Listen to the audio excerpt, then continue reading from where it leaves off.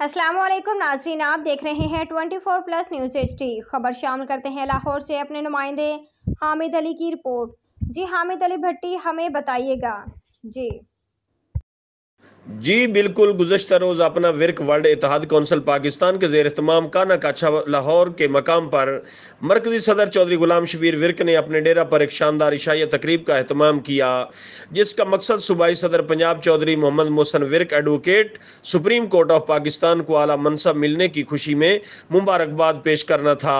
इस मौका पर डिप्टी कमिश्नर गुजरात चौधरी सफदर हुसैन विर्क ने भी शिरकत की।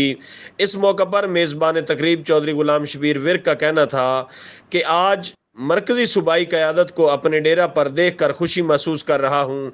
ये सारा क्रेडिट मरकजी चेयरमैन चौधरी शौकत अली विर्क को जाता है। अल्लाह पाक हम सबको अपने अच्छे मकसद में कामयाबी अता फरमाए।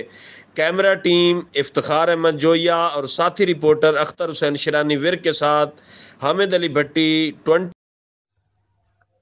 मज़ीद खबरों के लिए देखते रहिए 24+ न्यूज़ HD।